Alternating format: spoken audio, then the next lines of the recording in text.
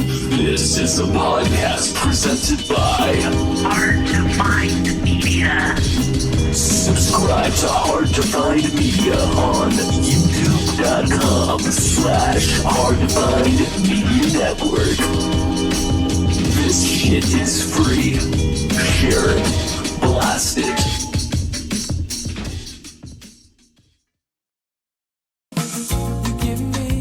You give me the sweetest taboo.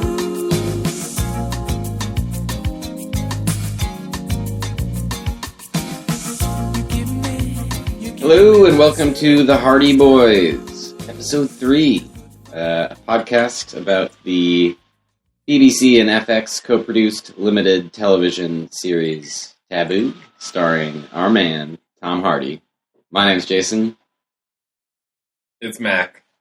We're back at it, Tuesday night. Taboo Tuesdays. Taboo Tuesdays. You can have your Taco Tuesdays. We're eating human flesh. Exactly. That's not a man taco. I don't want to be anywhere near it. Okay, so let's start as we did last week with sort of a corrections and clarifications section. There was some speculation, or I guess more accurately, just a real lack of knowledge on our parts about the history of abolition in Great Britain. So, what I was able to glean was that it was essentially ruled as prohibited in Great Britain as of 1772, but they formally outlawed it in the entire empire in 1807. Okay. With something called the Slave Trade Act. Okay. So, with this being set in 1814, the fact that the East India Company was secretly still involved in the slave trade is a big deal. It is would you call it a taboo? I would say it's definitely taboo. Okay. Verboten for sure.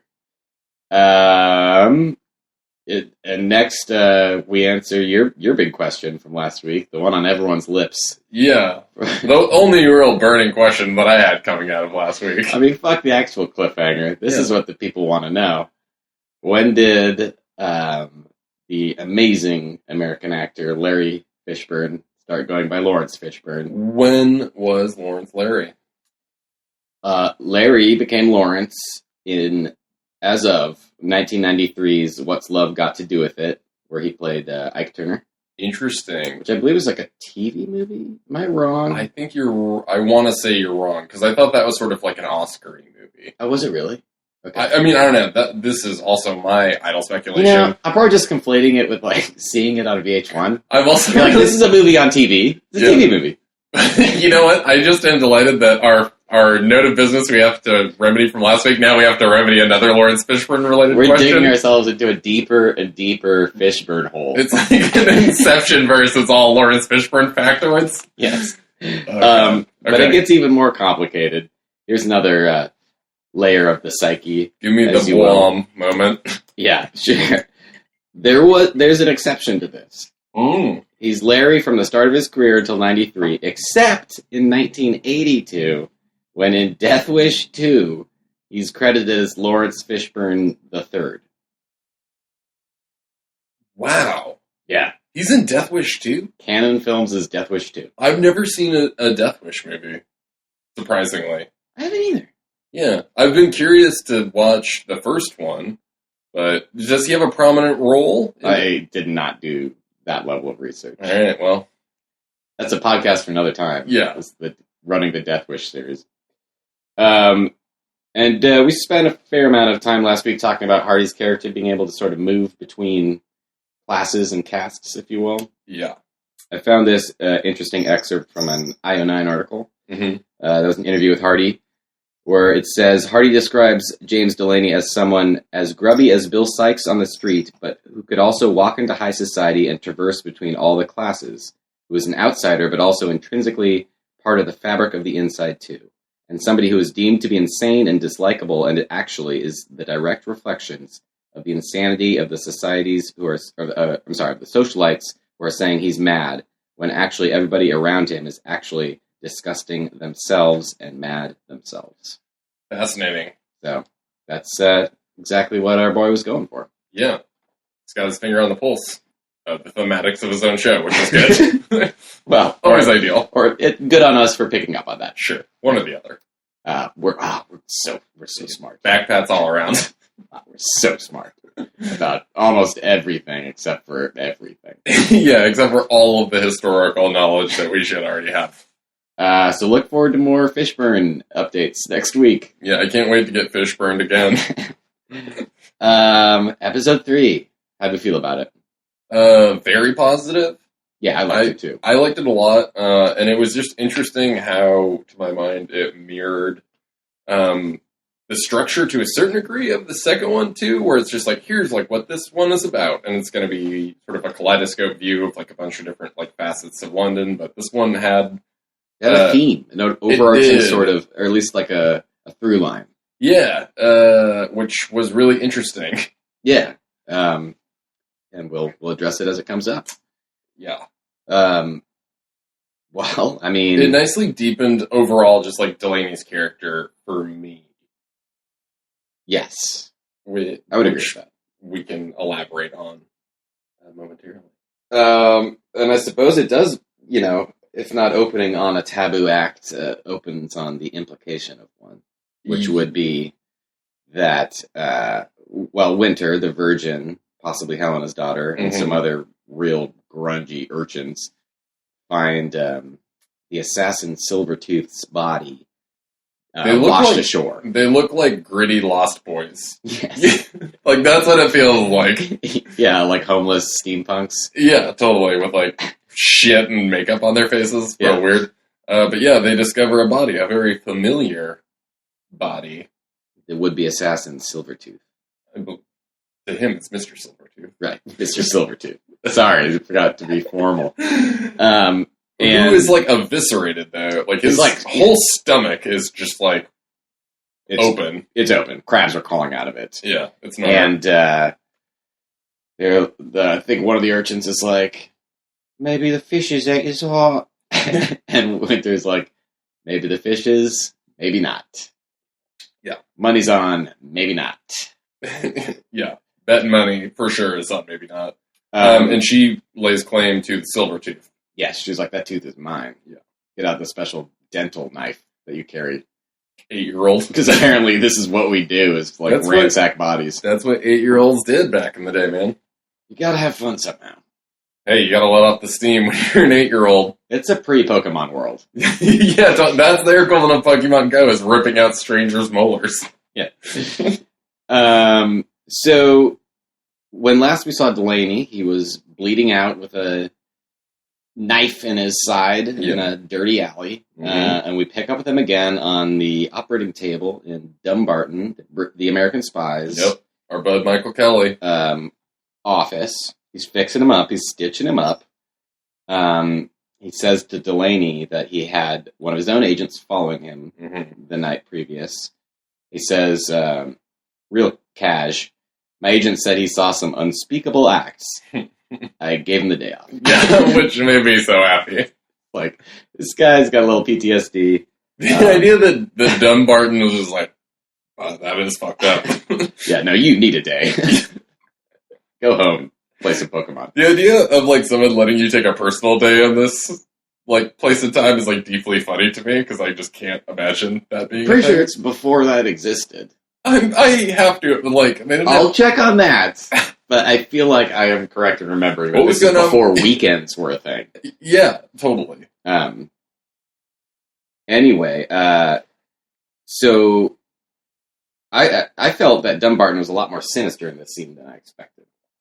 Yeah, I think it paid a lot of credence to sort of a thought like the Yojimbo aspect of things, where it's like, I thought that when Dumbarton was introduced initially, it seemed more like a potential alliance situation, but he came across as much more sinister potentially, and also like self-interested and also fallible because of the accidental like thing that he omits while he's like fucking with Hardy, because the scene sort of transitions from him stitching up Delaney to torturing him a little bit for information. Right, I believe... Like some light torture. In so many words, what he says is like, when you stumbled in here with, like, human flesh in your mouth, we had a silent pact that I would stitch you up and you would give me information. Mm-hmm. And then he takes the knife that Hardy had been stabbed with, or Delaney had been stabbed with, and starts to, like, stab him a little more. Yeah. And ask him basically what his, like, fucking motivation I here think is. he's, like, agitating the wound. Is that what it is? You don't explicitly see, but I'm assuming that he's just, like, sort of, like, being like... Doesn't look fun. No, Hardy is not having a good time. That is for sure. And basically Hardy's like, you know, look, man, I just want the Nook of Sound. I want to fucking talk to the president. And I want tea. I want tea. And then he clarifies to say that he wants all the tea in China. Yes. Because he can trade from the Nook of Sound. My question is... Oh, and furs, too. We find that out later. It's in that same scene. It is? It's like, I want, like, exclusive rights to the furs, but it's the tea thing is what he really leans on. Okay. Yeah. My question is, though, all the tea in China, that's like a common aphorism. Right. Is the show presupposing that Delaney's the first person to ever coin this phrase? That is a very interesting thought, and I love it, and I hope so, is what... Yeah, because I didn't know how to read that. I know I was delighted by it because of Hardy's delivery, but that is a very good question, and a funny one. Yeah. I don't know. Jerry's out. Dumbarton lets him go, and he stumbles back to his mansion. Yeah. But But Dumbarton's sort of, like, giving him a slight affirmative when he was like, why didn't you just, like, tell me you wanted to make a deal? Like, I could have saved you a lot of pain. So it becomes, you know what I'm saying? And there's also the thing where the woman that he mentions, like, Dumbarton accidentally reveals the gender of the character they're alluding to in their conversation as being a woman. Carlsbad? Carlsbad is a her, and Hardy, once he gets off the table, is like, well, now I know that I'm looking for a woman. Yeah. And Dumbarton's like, shit. Dumbarton's a bad spy. Yeah. He just got outsmarted by Victorian cannibal Batman. Yeah. Oh, can I also lay down a totally wild prediction that probably won't bear out? Yes, please. Can I hope that they're lifting some Mission Impossible 1 action, and the woman is like a lady of a certain age, and they have a flirty rapport? I hope that comes to pass. That sounds amazing. That's a spy movie trope I'd love to see reappropriated in this context. Yeah. Yeah, people, go back and rewatch Mission Impossible 1. Tom Cruise has never had stronger sexual chemistry with a woman besides Vanessa Redgrave. I'm so ride or die on this opinion. Like, this is like a total hill that I'm willing to die on. Oh, same. But yeah, I'm incredibly curious to see where that thread goes, because Carlsbad, you said? That's the name? Yeah, I'm very curious to see how they pick this one up. And also... Yeah, and they threw it into the air, and it doesn't really bounce back down this episode. So that's No, it's just like a thread that I'm assuming is going to come back in maybe next week. Yeah, we don't see a whole lot more of Dumbarton. He's used very sparsely thus far. But there is... something interesting does come out of this that we'll get to. But he stumbles home to Brace, who's just as flustered and Alfredy as ever, and demands brandy and bandages. Yeah. And fixes himself up a bit. Is there anything else of import that happens in this scene? I feel like no, not really. Well, Brace is talking about how it's like it's like they're gonna board up all the windows. That's right.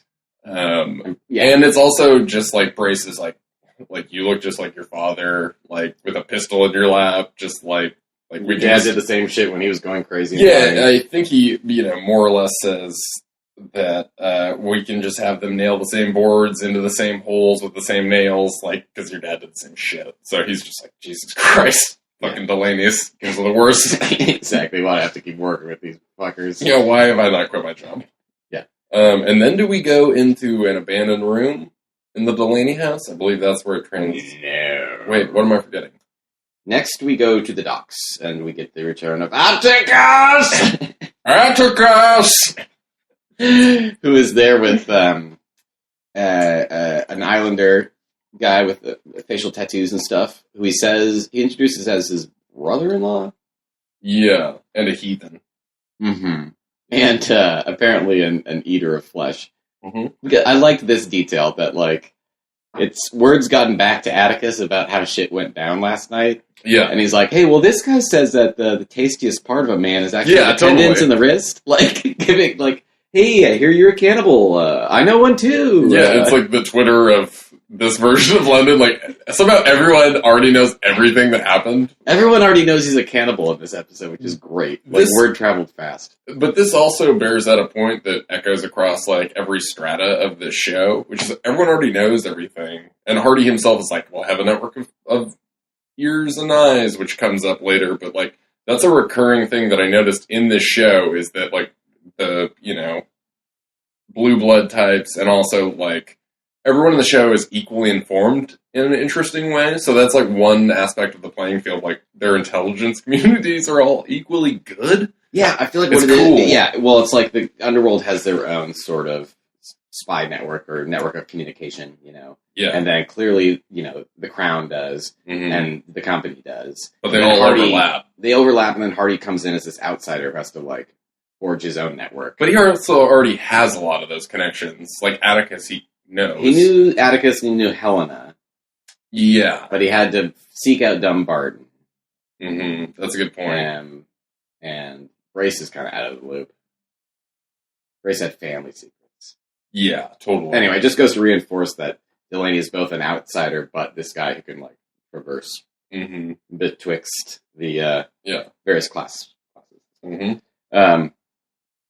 But yeah, I just thought it was really cute that Atticus was, like, giving him cannibalism advice. Yeah, totally. Like, instead of Or being all judgy, he's telling like, him to, like, eat a forearm. yeah, Yeah, it was pretty hey great. man, totally cool with it. Yeah, it's like, I just want you to eat well. yeah, totally. Yeah. Like, get the bang for your buck when you're killing a man and consuming him.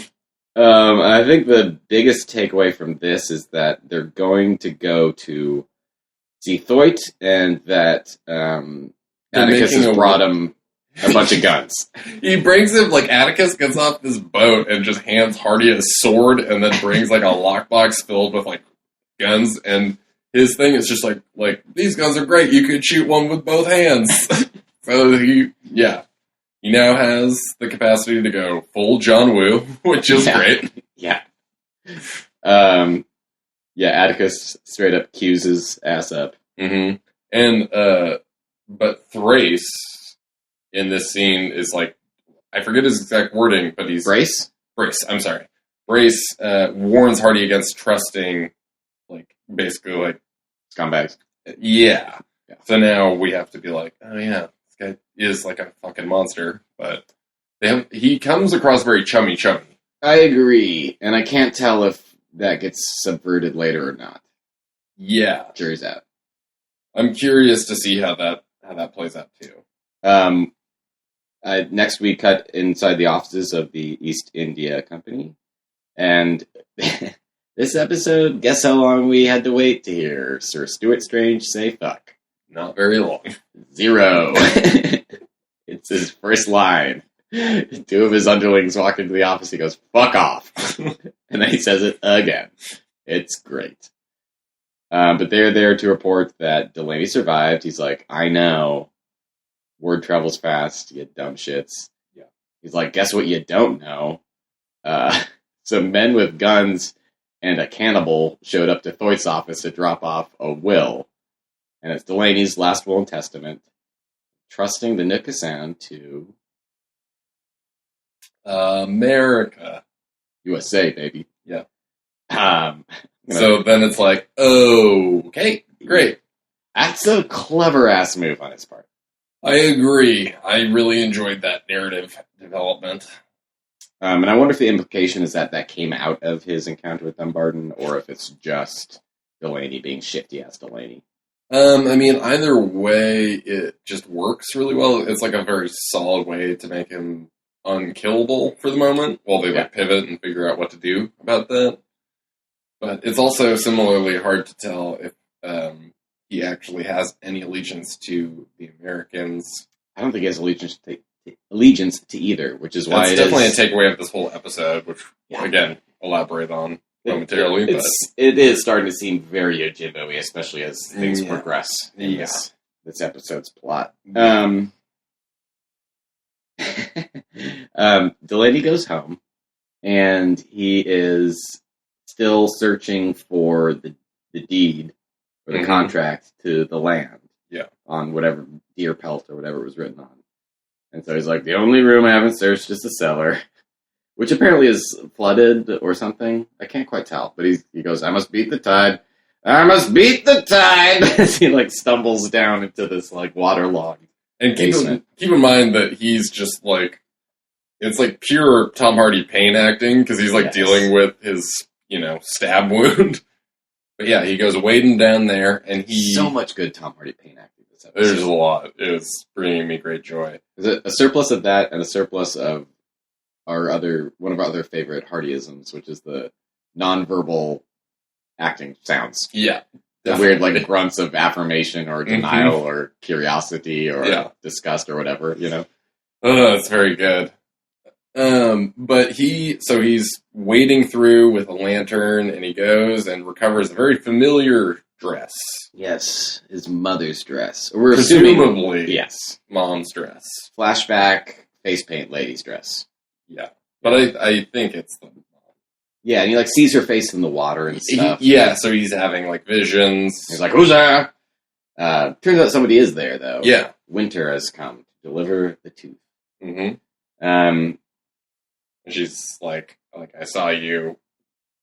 She also witnessed the fucking cannibalist murder. Yeah. And she says that she sleeps there sometimes. Like, in Hardy's place. Oh, wow. I think. Because he sends her away, and it's like, you're not safe here, go to your mom's. I missed that detail. Yeah. Okay. That's interesting. It's weird. I didn't know how to read that. But well, he should put some boards up there, too, if you can.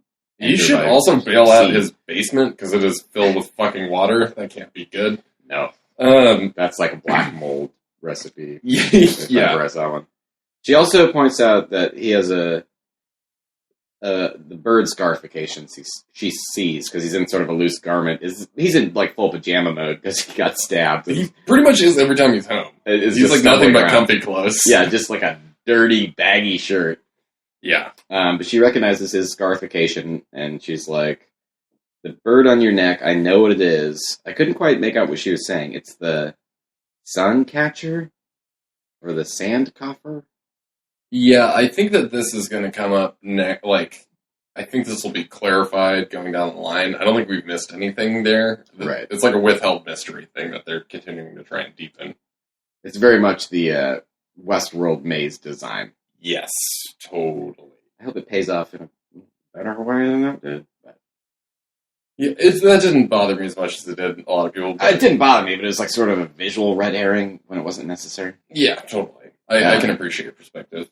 But this is not a podcast about Westworld. No. Mm-mm. And so what comes next? He searches his mother's old room. Yeah. Which is all dusty and feels like it sort of hasn't been touched since someone passed away. It has a boarded up fireplace. It's got a little bit of Great Expectations vibes. Oh, yeah. It's nicer than any of the other rooms of the mansion that we've seen, but it is in, like, a state of disrepair. It's kind of like I assume that it's like a reflection of maybe what the house once was like, and now it's this anomaly in comparison to the state of disrepair and darkness and grimness that the rest of the compound. It's the least Batcave-y feeling of all of the rooms that we've seen. Yeah. And he finds her old makeup and starts painting his hands and his But when you say it. makeup, it's like makeup akin to like her, as we keep referring to it, witchy makeup, where it like it would cover your whole face, not like... Yeah, more of a face paint, war paint type thing. Yeah, not like going out in society makeup. Akin to what he was putting on his face at his father's funeral. Which feels like that has to be a connected thing. Got to be. Yeah, because he's also having more vivid flashbacks of her in the pond. Still in whatever pond in that outfit. Whatever's going down there. Yeah. And, we see her, like, a flashback of her, like, blowing powder from her hand, from out of her palm.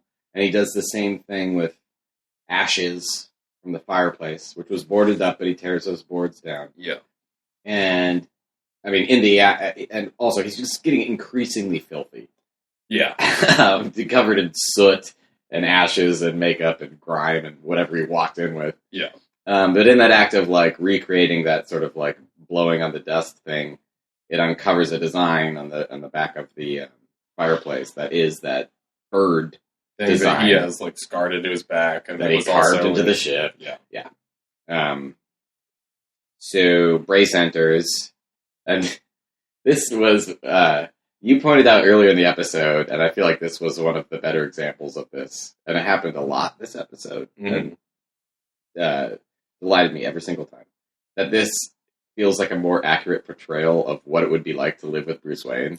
Oh yeah. This guy who keeps having you're like the dutiful butler, and this guy keeps having these psychotic episodes, and you walk into the room, and he's like slumped there, like covered in soot. Yeah. Like asking crazy questions. You're like, what have you been doing? But Because his line is like, your coffee and eggs are getting cold. Yeah. And he asks him about the design. He's like, I don't know about that shit. Then I don't. Where do we go from Well, here? that's not quite how it plays out, because he pleads ignorance. Oh, but Hardy's like, you do know. You have answers, and you're not telling me. And then he he put his like hand on his on Brace's face as if to do either a face-off face waterfall Mm-hmm. or like some kind of Vulcan mind reading shit. Yeah. Where I was like, oh god, he's gonna like pull the answers from his brain. Yeah. But no, he just leaves like a red dot in the middle of his forehead Mhm. and menacingly walks away. Yeah. What comes next, Mac? Ooh, shit. Is it the Prince Regent? I believe so. I'm pretty sure that's... Yeah. So we're back in the disgusting Prince Regent's very opulent estate, mansion, whatever. And his lawyer, whose name is escaping me, I don't know if you... He's one of many men with sideburns. Yeah, that's fair. He's essentially explaining the nature of the Delaney dilemma, right? The Delaney dilemma. But what I think is most interesting as a takeaway from this scene is that we learn that the Crown doesn't necessarily care as much about the East India Company as the East India Company seems to act like they care about the Crown. Right, Like yeah. they equate what they're doing with patriotism and nationalism, and the Crown's like, fuck those guys, we'll figure it out, you know? Yeah, like it's just not the top priority thing. So you get a sense of like where the leadership's head is at. Right. We do get another great example. His lawyer is like, he's the ultimate badass. Like, not quite so fun, but the Prince Regent's like, well, then you should be able to strike a deal with him. Yeah. Or figure something out. Mm-hmm. And I believe it's the lawyer who's like, there's one more thing. There's a widow, right? Which is why we next pick up with him at the theater. Yes. He goes to see a performance of Lorna Dunn's. Lorna Delaney. Well, Oh. according to her. Yeah, well, we'll see, I guess. And he's watching the play, and it's like the theater manager or like I don't know what her job title would be, stage but mom, like yeah. Stage mom, comes up behind him in his like box seat and is like, "It's this much to fuck one of the girls on stage, this much to fuck one of the girls in the choir, and we have boys too." Yeah. And he's like, "Fuck that! I want the lead actress. Yeah. I've got a letter for her from the fucking King of England, King George, and also here's like a sixpence or whatever, and you better deliver it to her, or I'm gonna have you executed." Yeah. And she's like, "Okay." Oh, but you know what I skipped? It was like the first of one of this episode's many colorful insults, where she's like, "Oh, you can't fuck her." And he's like, "Why?" And she's like, "Because she's a prissy, stuck-up bitch." Yeah. Just says it so matter-of-factly. Yeah, like, oh, yeah, well, believe me, I tried. I tried to whore her out, and it didn't work out. And so, let's see. What is okay, so she gets a letter from the king. Yeah. Sorry. And then I believe the next we see her is when she arrives at Delaney's. Well, isn't it like Delaney comes home? And she's already there. Yeah.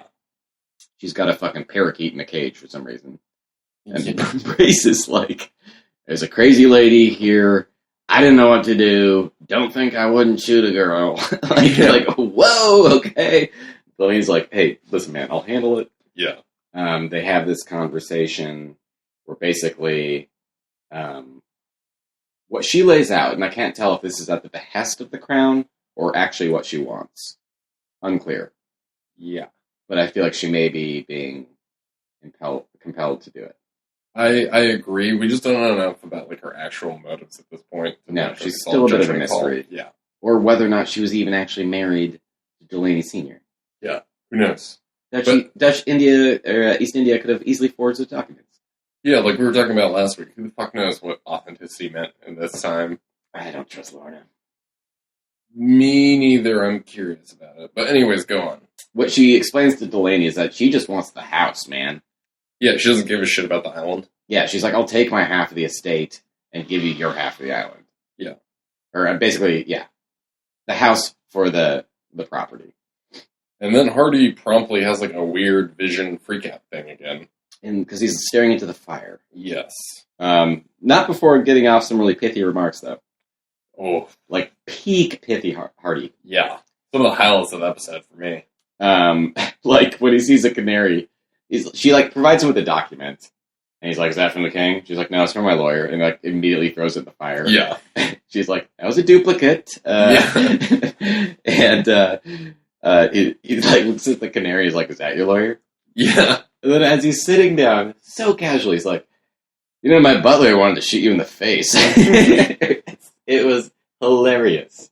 You know, not that the threat of violence against women is hilarious. Just the pure casualness of it. You know what I mean? No. It's incredible. It was Delaneying it the fuck up, which is interesting because the first half of this episode, he's sort of not on sure footing. He's hurt. He's stumbling around. He's at a huge disadvantage.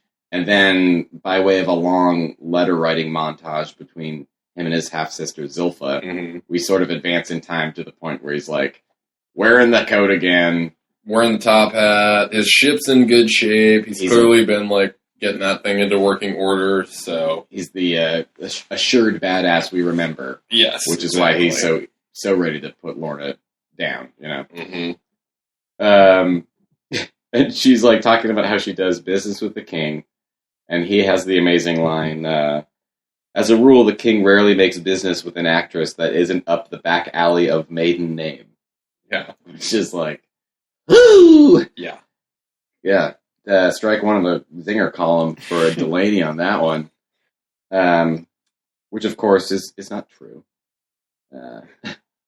Lorna's not sleeping with anyone from the royalty. This is true. Oh, yeah, we don't know what her true motives are. But basically, Hardy, after his freak out staring into the fireplace, agrees to let her stay with him. Well, he sort of demands that he yells for Brace and is like, make up a room for her. Like, she's staying with us. And then she's like, you're not safe anywhere else but here. I guess perhaps what he has divined is that because she's being manipulated by the crown, her life is in danger from the East India Company. Yeah.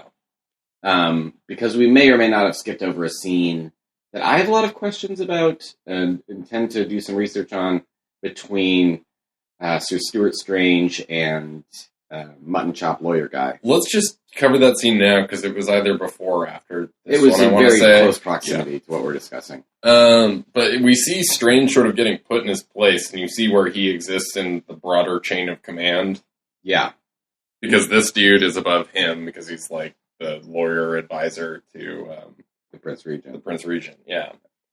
And one of the most interesting, like we talk again about how clever the whole will and testament thing was for Delaney, but then we get the sense that, like you were talking about before, the Crown doesn't give as much of a shit about this as the company does. And also one thing that I had questions about, which was the lawyer talking about, like, well, this is clearly revenge on Delaney's part. Like, what the fuck did you do to him? And Strange looks at him in a telling way but doesn't say anything. which I was wondering about as a reflection of the first episode where he's just sort of like, oh, he served under me, huh? Yeah. So is that like a, yeah. like, it's like, I know that name, but like didn't want to say anything, or tip is, I wonder I'm about this thinking too. it's the latter, right? I've read speculation online that when Delaney was on the slaving ship that went down, that he was not, a captain of that ship, or even an officer. He was a slave. And that potentially bears out where they talk about in a later scene him being a prisoner. Like I think he calls himself a prisoner on that ship. Yeah. So I think a picture is potentially forming there. Yes. A narrative. And what we're leaving out, and I guess happened between scenes, so it was a little disorienting, but Delaney made a separate offer, despite the will, to just outright sell the Nooka Sound to the Crown. Yeah. Totally go over the heads of the East India Company. Sell it to the Crown, so long as he maintained the rights to sell pelts. Yeah. It was no mention of tea. It was like a specific kind of pelt I'm now spacing on. Yeah. Beaver, maybe. It's like something like that, but it, again, bared out your Yojimbo hypothesis where he's screwing with both sides. And Strange is like really thrown because he's like, no mention of tea? Because again, he's like heard the scuttlebutt right from the American side. Yeah. Yeah, which is, I suppose, what Delaney was getting at, because he knows everyone's ratting on everyone else. Yeah. And even these two, Mutton Chops and Strange, they're cops. Yeah. Have a exchange where it's like, Strange is like, I've got 120 spies, and all of them in Thoit's office, and then the other guy's like, we have 240 spies. I mean, it's not like I'm fudging the numbers, but it's definitely this thing of like, yeah, we got spies too, dude. Everyone does. Yeah. But what confused me, and what I intend to try and look into, is that it seemed to me that the main conflict between the East India Company and the Crown had to do with India itself, and I guess a claim on either the land or the, commerce in and out of it. Right. Yeah. Like the Crown was very attached to India. Yeah. Or like they wanted more control over it that they seem to be blocked from by the company or something. Yeah, interesting. And I have to plead ignorance on that, so we'll look into it, but Delaney's found a way to play these two sides against each other. Yes. And basically Strange does get put in his place. I'm curious about how he has all this knowledge of sort of the political weak points in terms of trade and territorial stuff going on. Like, yeah. I mean, he is like an adventurer. I don't know. He's referred to as an adventurer. I think that lawyer refers to him specifically as an adventurer. But he has been like around the world, and so probably would have a certain amount of firsthand knowledge. But it's interesting how much sense he seems to have about where all those weak points are. I wonder if we're not going to get sort of a hand-wavy explanation that ties into the supposed psychic powers that he has. Yeah, that'll be interesting to see how that ends up unraveling for us. Yeah. The show's still being very coy about whether or not there are supernatural elements at play. Which I'm personally totally fine with, because it's only 3 episodes in. Yeah. We have all but confirmed that he's cannibal, so that's one box I can check. Right. And it's as yet unexplained as to why he chose to eat that man. Mr. Silvertooth? Yeah, Mr. Silvertooth. It's a great question. My favorite Bond villain.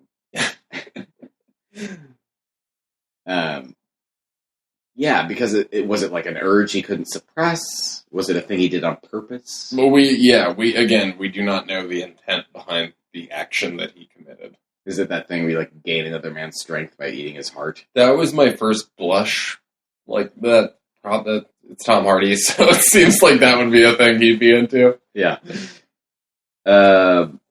Okay, so I believe, unless I'm mistaken, the next thing that occurs is that Lorna's at home.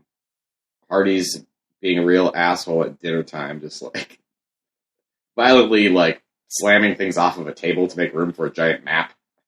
That is like dirty pajamas. She's like running lines by herself because she has like a show later that night. Shakespeare.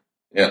And he's just like, Yeah, and he's just like, you're not going to that that's show. silly man time. Yeah, but all he's saying is like, there's not going to be a show tonight. Yeah, he's like, you're not going out. You're not safe. Yeah. And then she's like, I'm doing my fucking show. Hail me a carriage. And then Hardy's like, Utah, get me 2. Yeah. Carriages. Get 2 carriages. Just like in Point Break. And he's at her show, which goes horribly awry because the crowd is just horny and they want this, like, Madame whatever to come out and just sort of, like, prance around in a Risque outfit for the time. one might even call it taboo. Yeah. Shit. That brings me to a huge scene that we missed. Oh, yeah. Huge. Yeah, okay. And now would probably be a good time to bring up our whole thesis about this episode, right? Sure. Which is that it's finally addressing the title as sort of a textual theme. Yes, and I know exactly what you're going to say, but go on. Yeah. Insofar as it's bringing to light things that would be considered by 19th century standards taboo. But you're also, but you're seeing the connection between all these worlds. So it's like... People on multiple levels of this society engaging in things that would be considered taboo. Yeah. So on the one hand, you have cannibalism, but then you also have... oh, wow, yeah. Okay, so we have a couple, like, huge scenes to unpack. Yes. Unpack, rather. Which I think are honestly better to do so together. I feel like this is maybe a better way to handle it. Break them out and do a modular thing. Yeah. So, the earlier theater scene. Yes. It's a bit confusing because we cut from a conversation about the performers being whored out to another sort of brothel-esque scenario that Delaney is wandering into. And that scene ends with, like, the boys, like, we also have boys, and then we go to what are clearly a lot of men, like, dressing in drag. Yes. So I had those two things being connected, but we see Delaney walking into this environment, but I believe it was a bit of, like, connective editing, like... For sure, but then it just confused me momentarily. I had to get my bearing again, narratively. I'm with you. Yeah. I'm sure it was one of those things on the page, you're like, oh, this will be clever. And then, but in the moment, you're like, well, this could have been made clearer, that he's in a whole different scenario. But once you get oriented, you see that it is, like, entirely populated by men who are dressed in drag and largely, fairly aristocratic, like, upper crusty types. Dandy-ish drag situation. Right, so there's, like, you know, they're singing a bunch of songs, and everyone's having, like, a good old time. Some guys are getting, like, slapped on their butt. Yeah, there's, like, some, like, hardcore flogging going on. But that happens because Hardy locks eyes with someone. Who then is like, oh, fuck. Like, pieces that, like, around the corner, trying to dip into a different place. Yes, and we soon recognize him to be I guess you would call him the secretary for the East India Company. Right. The guy who's writing everything down and not writing it down when people raise their hands. So he knows all the secrets. He's the guy with the secrets. Mm-hmm. So obviously Hardy wants him as part of his network.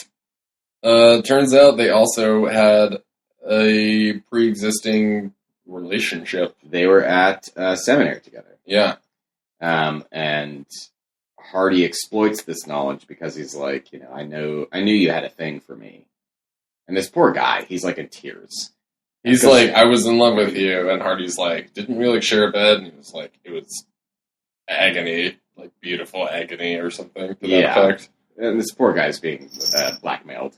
Hardy has a great line about, like, it's not blackmail if it's between friends. Like, what's so bad about that? And, like, also your bosses are trying to kill me, so, like, let's put things in perspective. Yeah. But, I mean, dude is clearly afraid of his bosses, so he doesn't want to rat on them. Well, there's that, and there's also the fact that, like, this guy would be totally fucked if everyone knew that he was into cross-dressing. So, like, that would destroy, that would ruin him beyond all measure. And it's fascinating because this is one of the few secrets that has seemingly been held, and it seems like the environment, as we've been led to understand it in the taboo world, is that it's fucking impossible to have a secret be a secret. So the fact that he's getting away with this is something that's pretty extraordinary. Hardy has an insane amount of leverage on this person. Yes. He's also fucked a up his legitimate- bosses, find out that he ratted on him. Mm-hmm. He's fucked up his bosses, find out about He's a his secret spy. lifestyle. Yeah. He's fucked his bosses.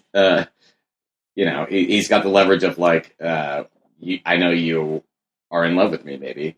Yeah. There's all sorts of stuff going It's on. real bad. It's an emotionally difficult scene. And he slaps him too, which is like hard to watch. It's also fascinating because there's a shift from like a certain amount of like humane empathy in the start of it, like mitigated by the fact that he's like blackmailing him at this point. But they do have like a more human conversation than you're used to. Yes. But then it turns that Hardy's kind of just give me the goddamn information. Right. I think it just speaks to the complication of the Delaney character, where he's not entirely likable. He's in many ways evil. I wouldn't say Delaney has the best soft skills.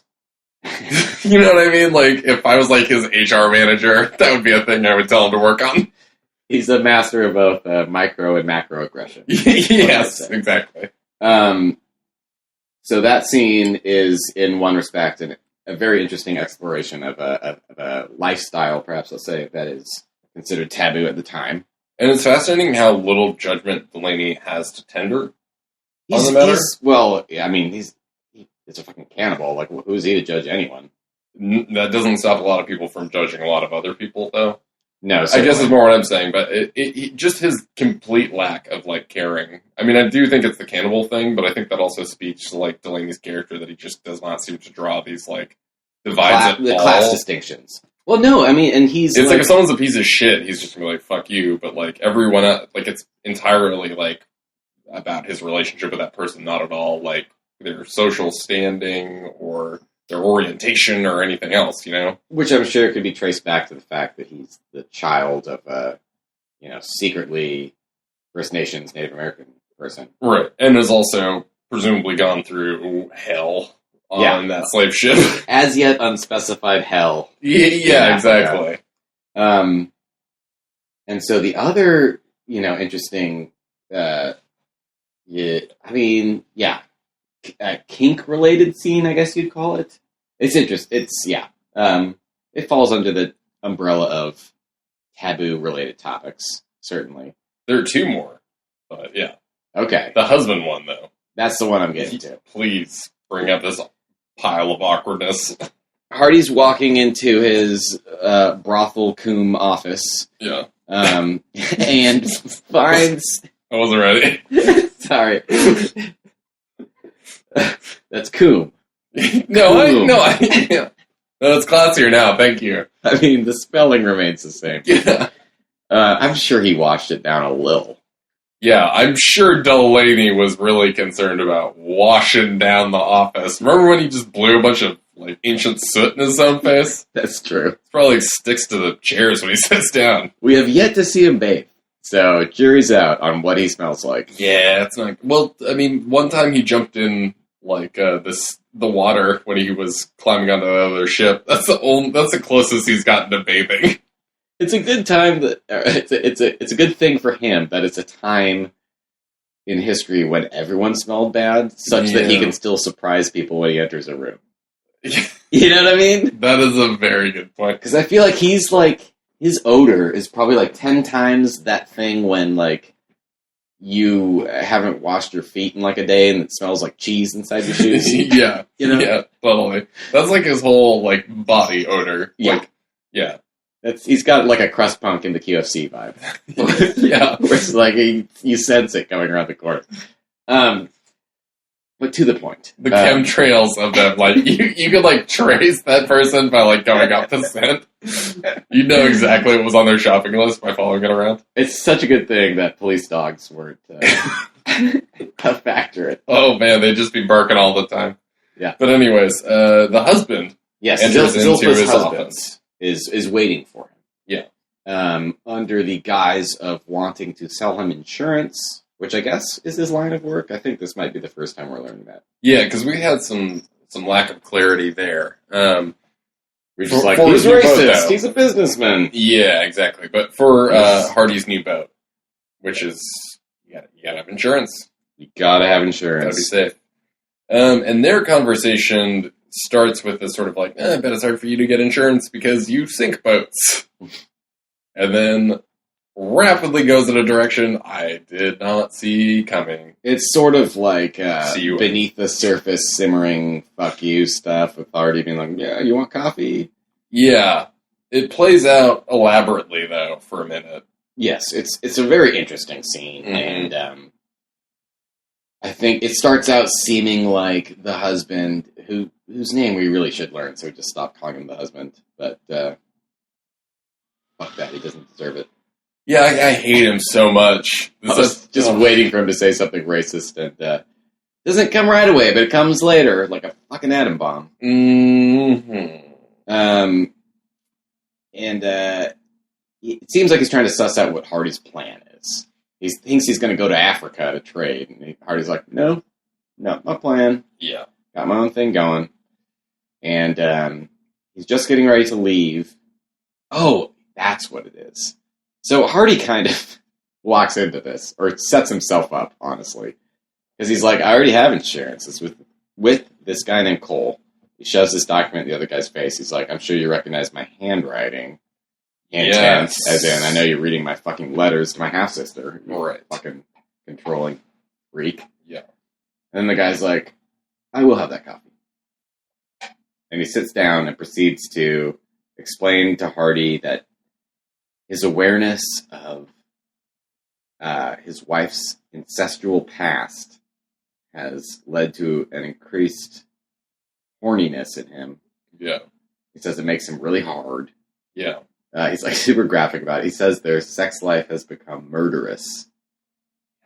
And that you get shades of like S&M stuff. Yeah. He's like, it gives me permission to punish her and she enjoys it or something. Right. And he frames it where it's just like, well, this is my life. Like, I wake up and I read the Times at 7 and she eats her toast. But then he ends up retroactively framing it as like, yeah, I'm like pounding your sister or your half-sister all night, and then I like have my coffee and I read like the Post in the morning. Right. So it's like him trying to like push Hardy's buttons, but also like revealing a fascinating deep-seated kink. Yes. Which, yeah, I don't know, like it clearly is meant to like fuck with Hardy, but it's also like, that is an incredibly revealing thing to admit about yourself. Right. You know what I mean? He's like, yeah, it's got cuckold aspects and BDSM aspects, and also he's just, psychologically fucking with Hardy. Yeah, but it's hard to like unpack that, where it's like, is he getting off on admitting that? Like, that feels like it's tied into the kink itself. So that's sort of like a sexual aspect to it from him admitting this to Hardy. To complicate it further, we know he's like racist as hell and considers Tom Hardy to basically be African. Yes, and that kind of, to my mind, ties into the prior scene where a dude is like admitting that he has had like that he was in love with him. So there's a certain amount of like sexual energy to both of these scenes, and it's hard to not compare them side by side as such for different reasons, dramatically different reasons. But yes, or he could be making it all up because just the next time we see them, there seems to be a lot of unhappiness, an extraordinary amount of unhappiness, and that's the thing that threw me off because like that couple does not have fuck vibes, but are you talking about the, like, I saw that there was blood scene? Yeah, is that the next one we're going to get to? Yeah, I believe so, because we went out of order, so I think this is a nice thing to pick up on. But that also indicates that he's, like, trying to get her pregnant unsuccessfully. Clearly this dude is, like, just patriarchy was, in the same way that, James Delaney as Tom Hardy kind of distilled into like the perfect fine liqueur. Yeah. That's just 100 proof. Yeah. This guy is like, oh, let's make the most patriarchal piece of shit that isn't Immortan Joe. But I think that it bears out that they're at least sleeping together because he's clearly trying to get her pregnant and he's very put out that she has not gotten pregnant. But also this ties into, is it the first episode where we see the kid? That is potentially okay. We have still not seen that kid again. Yeah, but presumably he brings up a line where it's like, "Is it you or is it me who can't get pregnant?" And up to this point, we're definitely led to believe that it is the husband who is infertile. Well, that's still based on your assumption that the child is the child of incest. Yeah, that is an assumption. That is not fact, but I still am sticking with, I believe that is the case. Okay, we're already a little bit into that next scene, but the last point I want to make before we do sort of explain what we're talking about here is that I'm still getting mass creeper vibes off Delaney and his relationship with his sister. She clearly does not want anything to do with him. Even if she doesn't love her husband, it's pretty clear to me that, like, he's like, stop writing me these fucking letters, dude. And he's like, I won't. Or if I don't talk to you again, I'll see you in my dreams. And it's like, dude, give it up. Like, you're being such a creepazoid, you know? Yeah. It rubs me the wrong way. But then again, he's not supposed to be, I think, an entirely sympathetic character. So. But that's deeply complicated by an upcoming scene. I know. Okay. All right. Let's get to that dinner scene. Yeah. Let's get to the scene you're talking about. And then let's get to the dramatic ending. Okay. Go ahead. Dinner scene. Yeah, you take it away. You run with the ball in this one, Jason. I'll tee you up. Then you Edgar Martinez this shit out of the park. That's all I'm good for. Okay. So when next we see Zilpha and her husband, they're having dinner. And he is just laying into her about the fact that she's having her period. He's like, I guess you can't stop the moon. It's like, dude, what the fuck? You know, it becomes pretty obvious that he's like, oh, so you're not pregnant? That's like what we were talking about. But there's an added layer of awkwardness because is like a servant basically who's just standing right behind them to like grab them, whatever. The servant, yeah. And this ties in a little bit to some of the research I did. So, like, you couldn't have a slave in England, but, like, one could be brought to England as, like, a servant. But were we led to believe he was, like, a paid servant? Because I didn't read him as a slave. Perhaps paid. But probably what it is that he was baptized and was an English citizen and was paid. Okay. Or either was considered a citizen and therefore not a slave. Or There's like very obvious like differences in terms of like the way they treat that servant in class and all the like, but it did not come across as like a slave relationship to me. Like it's very wildly unpleasant, but it was just one of those. Point being, regardless of the semantics of it, yeah, there's a person of color who is in the room that is, dressed in fineries and waiting on them. Yeah, that I was trying to unpack emotionally. Yeah. It was also sort of bearing witness to, like, the most awkward domestic argument ever. Profoundly awkward.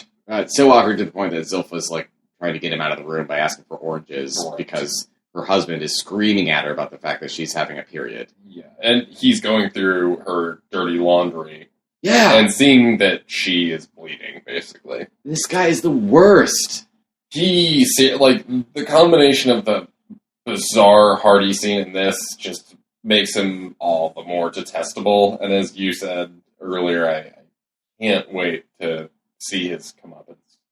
Yes. Come down. He says some real despicable language to her in particular that I would prefer not to repeat rather. But, he's just real pissed that she, like, can't have a kid. And he's like, he alludes to the incest again in a negative light. Yeah, where it's like, oh, you fuck your brother, but like, blah, blah, blah. Can't have my kid. Yeah. So he does not have a healthy relationship with his kink. It's taking away from that. Blank. Your censor won't accept the, like, seed of a worthy man or something. Yeah. So this maybe proves your point. That maybe he knows she has a kid? Maybe. I mean, I think that he may know and that he was potentially, like, helping her. Or suspects she has a kid? Dude, I mean, when you combine it with the fact that he was looking through her laundry, that's sort of a great, We know he read the letter. He reads her correspondence. He literally goes through her laundry. It would make sense that he would also dig into her back history and have leverage over her if she was like, I want to not be with you, or any number of other factors where it's like, fuck you, like I've been going through your whole life. Like, I think it bears out that he probably has other shit on her if they're doing those two things. Yeah, the long and the short of this scene is this guy sucks.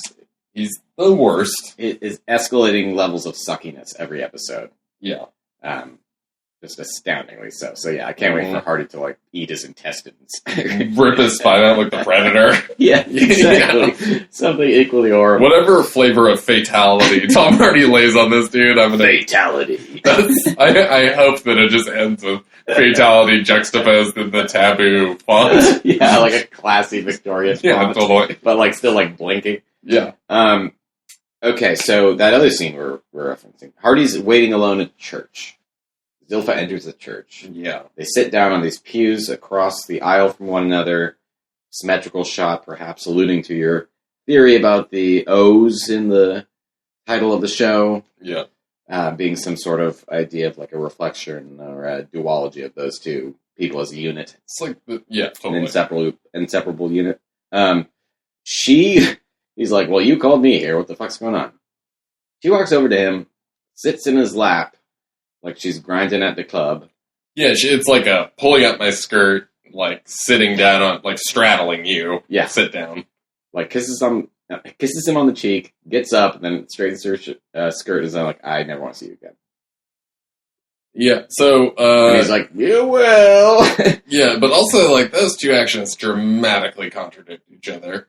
Right. So that's why I do not agree necessarily with what you're saying. I think it's like a thing where she's obviously... like, this is wrong by my sense of... Christian propriety. Right. Yeah. Which she's clearly, like, leaned into post her and Delaney having a romantic or sexual relationship, whatever the nature of it was. So you believe that she's still actually attracted to her half-brother? Why in the fuck do you go and straddle a man and kiss him and then be like, I never want to talk to you again? Like, send a more mixed signal. Yeah. Like, I don't know how you read anything. Like, he's not like, come here. Like, No, I know. She goes and sits on his lap in an aggressively sexual manner. Like, how are you not, like, how could you possibly draw just one conclusion from that? No, I think it's just more complicated than either, she hates her husband and secretly wants to be sleeping with her brother. I just think it's complicated. Yeah, like, I don't think she really wants to be sleeping with him. No, there's shades to it. But also it's Tom Hardy. Tom Hardy's your half-brother? And you're not going to be like, I would. Well, she did. Yeah, exactly. I did. But She I might already- again. Yeah. I know I can't. But I do just kind of want to like sit on his lap for a second. Yeah, it's like, this will scratch that itch enough. Yeah, exactly. This is just enough to like log Like, the spank "Oh, bank this is for the rest worst of my idea, I life." gotta go! Yeah. Never talk to me again. Yeah. No, it's just enough. Like when hubby's at work, she's like, "Oh, there was that time I sat in his lap again after he came back with all his tattoos." Yeah, totally. Like, I pretty much read it as that kind of thing, but there's clearly a lingering physical attachment. I think it's fair to say that. Yes, but she's not as like psycho as he is, No. because he's very like outside your bedroom window with a boom box, except like he's dressed like Dracula. You know what I mean? Yeah, totally. And he's like, "We will be together." I was like, "Ooh, this is just bad." Yeah, I mean, I agree it's bad. Yeah. Like, not a great sitch. Um, But we'll see that play out in the weeks to come. Yes. So having talked through those very intense and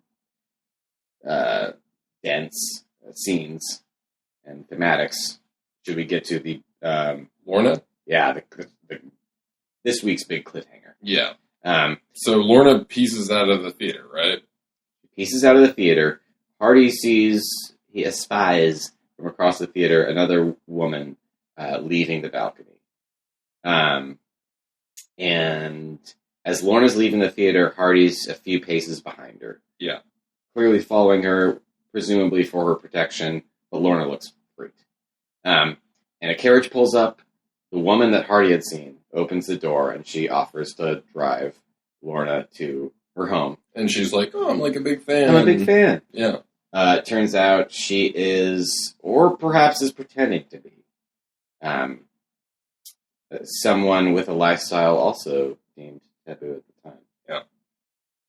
Lesbian. Yeah. I love the way you just said lesbian. I believe they're called lesbians. She comes on to Lorna really hard, and Lorna's like, no. It's like, you read the room wrong. Yeah, I don't do that. And she's like, well, your boss said that you'd be down to clown. Yeah. And she's like, oh, that's the other girl, it's not me. And she's like, well, the dude driving this thing, he's a duke, and he's going to pay us a bunch of money to fool around while he watches. I think it's it's just a driver, but it's the dude they're going to. Oh, right. Yeah. The guy they're going to meet. Yeah. And she's like, this is not my scene. Why did you take a turn? You're not taking me home. Fuck you. Yeah. No. And they get out of the carriage. They meet this guy. Of course, it's a disgusting old fat white guy. Yeah. To the surprise of literally no one. Yeah. And he's like, he had bought a dress from a prior performance where she was like a little girl. Yeah. And he's like, you're going to wear that dress. Ugh. Yeah, it is just the most, like, ghastly, like, I don't feel good. Yeah. Thankfully, though, Lorna's packing steel. And just stabs him immediately. Yeah. She, like, cuts that guy's face the fuck up. Yeah, non-fatally, and he's just like, you're gonna hang. And then Hardy shows up. Yes. Immediately with one of his pistols. And he's like, you're coming with me. Straight up Batman. Yeah, exactly. Right there at the right time. Yep. He takes her aside. This guy's like, don't you know who I am? You just stabbed the Duke of Richmond. You're fucking dead, dude. I like it. You're giving it, like, the Pasadena flavor. It's so sorely lacked. Yeah. It's you're dead, brah. Bro. Hold me back, bro. I'm going to fuck him up. And Hardy's just like, bro. Not tonight, bro. And Hardy takes Lorna aside. He's like, listen. I'll give you this fucking diamond. Go to Paris. You'll be safe there. You are a weakness. Yeah. And she's like, no. I'm just so fascinated in general that Hardy seems invested in trying to protect her, considering the fact that if she beefed it, he would just be the sole inheritor and wouldn't have to deal with the complications of, like, divvying up property or land. And yet he's being so aggressively protective where he's like, you stay here, I'm following you in a carriage, I'm going to point a gun at a fucking duke. You know what I mean? And he's basically just like, you're gonna hang, when she's just like, when she stabs the duke, and it's like, I'm not gonna watch you fuck this lady in a little kid's dress. Not doing that. No, thank you. I would guess that it's either a consequence of us not entirely having a clear picture of Hardy's plan, either through our own stupidity or just a lack of context or revelations to come. Combination therein, frankly. Or something in his past is causing him to feel protective for this woman. Yeah, that's a good point. I'm curious to bear that out. But anyways, where do we pick up after they take off? They go back to Delaney Manor. Yes. Because she's resolute that she's not leaving town. Right. And he's like, well, great. They put you in the situation where you stabbed a duke. So now they have a perfectly justifiable reason for coming after you. Yeah, because they know that you're not going to, like, turn tricks. Yes. Yeah. Everything played out exactly as the Crown intended. Because they knew that she was proud. Yeah. So it basically ends with a cliffhanger of like, well, they're fucking coming for us. Yeah. Which makes me really hope that, like... They simultaneously can't kill Hardy, which is an interesting situation to be in. Because his... Yes, that's true. Yeah. So I'm hoping it's like a Assault on Precinct 13 type episode at the Manor next week, but we'll see. Where they can't tag one of the people there. Yeah. Who's also the most dangerous person there. Yeah. That's pretty great. Yeah. I'm way into that. I hope they call one Atticus to help. Exactly. Like, the idea that they had to, like, board it up, like, says to me that, like, oh, next week's a Siege episode. Dude, I really hope that you're right about that. If you ever want to invoke either Rio Bravo or Assault on Precinct 13, I am always down. You say Rio Bravo? I say Bravo. Yeah, pretty much my feelings to it, too. That would be so amazing. I really hope that you're right about that. And also, kudos for the seamless segue into predictions. I know, I was about to say, that's my one Let prediction. me sing your praises. Oh, thanks, buddy. Hey, do what I can. But I would say beyond that, that's probably the only one that I have. I've not formed any more solid predictions other than the fact that I think we're going to meet Carlsbad soon. Perhaps even next episode. and I hope she's like a very alluring older woman. I need Mission Impossible vibes. I'm sure we could ruin this for ourselves by checking IMDb. I don't want to. Leave it a mystery. I don't want to know. Don't tell me. I'm not going to. And also, like, I've stayed totally devoid of like reviews or anything. Like, I'm just going in. Oh, some of us have to do all the I'm work. like Tom Hardy in a canoe right now, naked as sin. I can't wait for us to get to that episode. Yeah, totally. Listeners, you'll find out what we mean by that later. Any last thoughts on the episode or predictions of your own, Mac?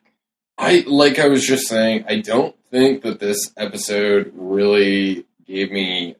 I think it solidified certain hunches that I had. This isn't, I think, pure.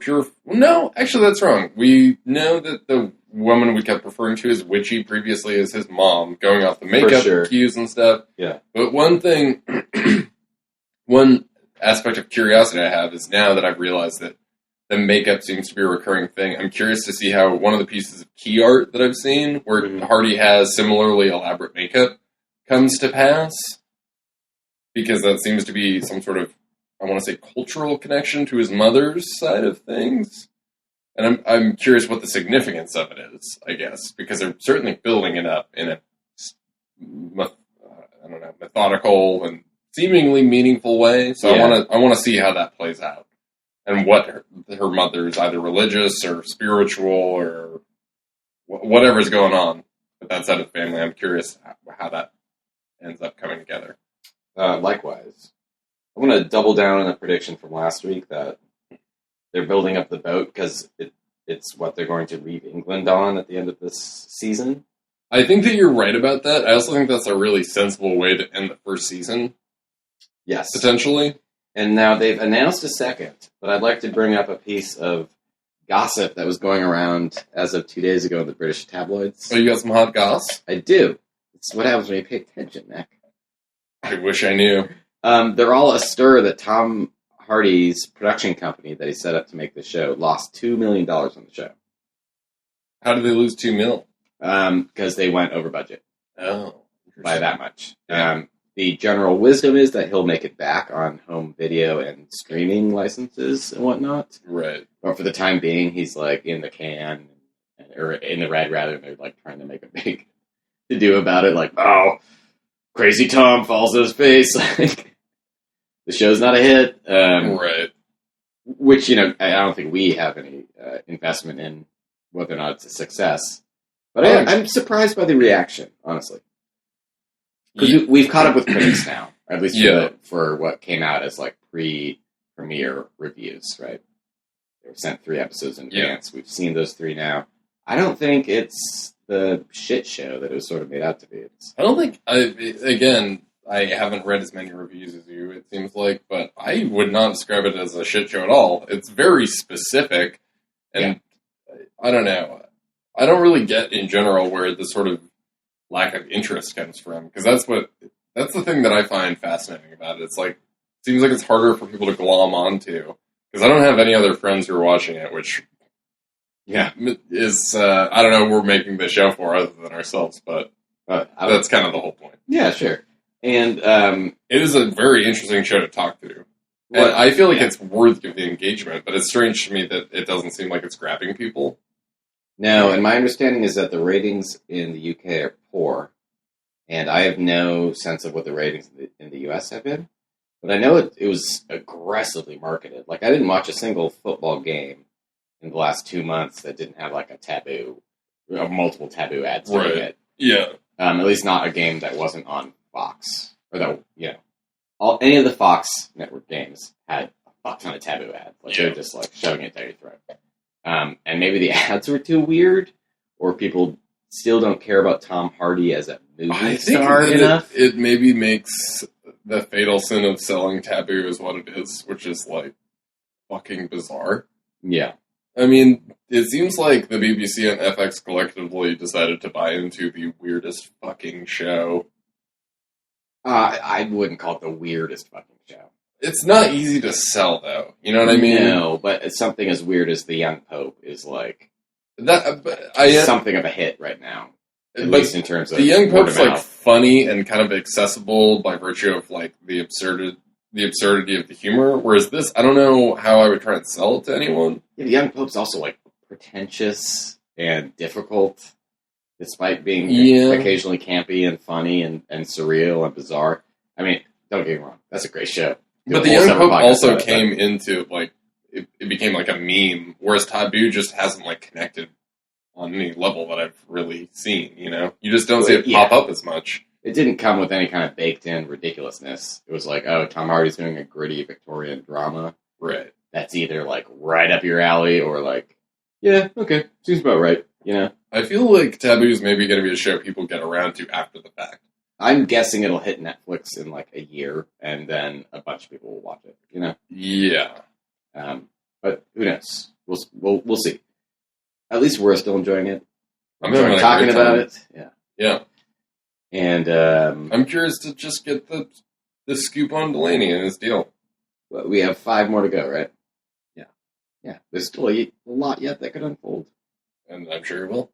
Oh, last predictions. Do you think we're going to meet the king, the president, or Jefferson? I mean, personally, I hope all of the above. You think Especially if got a they're 3-way fight at the end to the death? Well, the I'm way he into it. laughs and masturbates. Yeah, exactly. Rubs makeup all over his dick and his face. Yeah.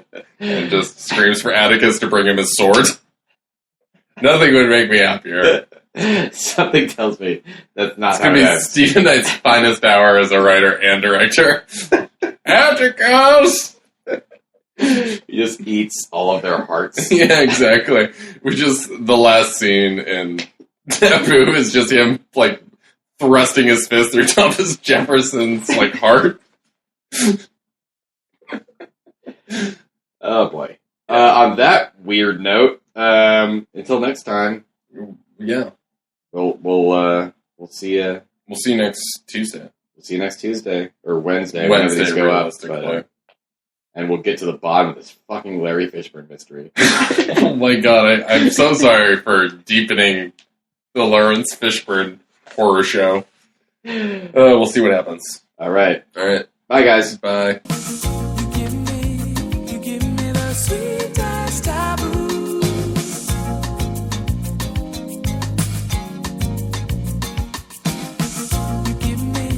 You're giving me the sweetest taboo. Too good for me.